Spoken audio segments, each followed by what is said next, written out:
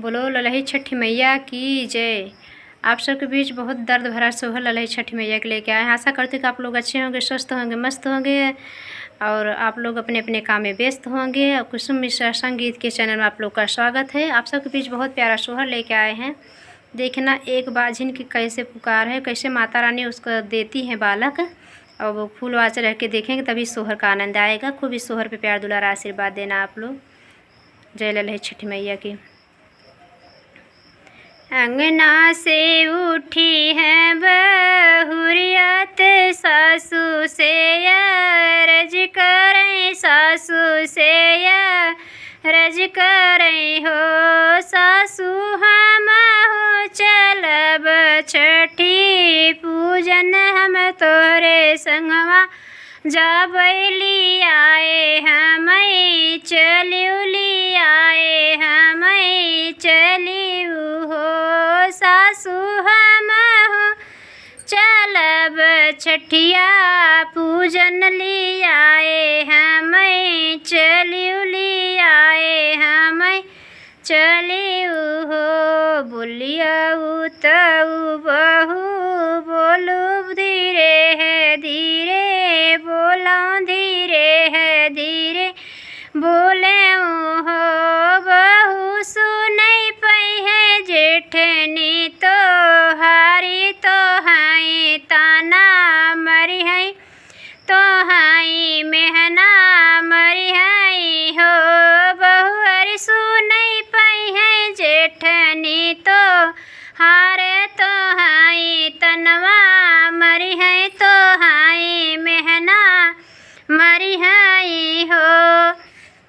इतने बचन सुने बहुअर नए नयासु ढूरई नए नयासु ढूरई हो। छठी मैया हम हो के दिए हो तू ललना, हम हो छठी पूजती हम हो छठी पूजती हो।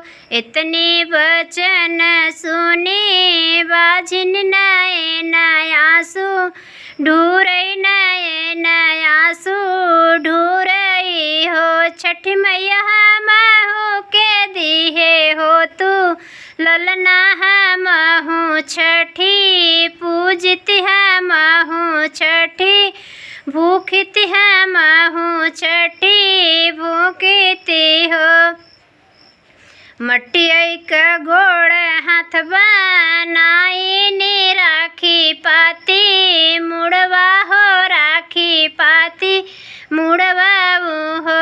रखिया का गोड़ मटिया का गोड़ हाथ बनाई त राखी पाती मुड़वा हो राखे पाती मुड़वा हो। मोरी सखिया खुशवा के बनई दीही देवरी त छठी लागी लालन छठी आवई हो लालन छठी आवई हो। मोरी सखिया खुशवा के बनई दीही देवरी लालन छठी आवई लालन छठी आवई हो। ई पूजन देखी छठी मैया मन मुस्कानी मन मन मुस्कानी ने हो। मैया दी हलीनी बाझिन आशीर्वाद लालन लागे रोवई लालन लागे रोवई हो। छठी मैया देखी बझिनिया का पूजवा मनाही मुसे कानिनी मनाही मुसे कानिनी हो।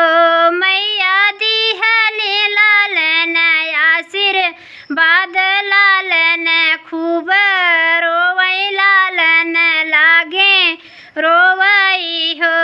दुवरे से आईन सासू के बढ़िया खट कामई के बढ़िया खटे कामई हो।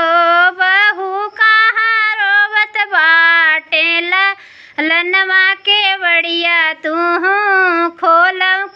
केवड़िया तू खोलऊ हो बहनी दुआरे से आई है ससुया केवड़िया खट कामई केवड़िया खट कामई हो बहू कहाँ रोवत बाटे ललनवा केवड़िया तू खोलऊ केवड़िया तू खोलऊ हो सखिया बहू अरे खोली न के वड़िया त देखती ललनवा त गोदी भरी ललनवा हो बहनी से पूछे लागी सासू हो बतिया लालन कहवा पायू लालन कहवा पायू हो सखिया बहू और बताई कपन कहानी हो सासू हम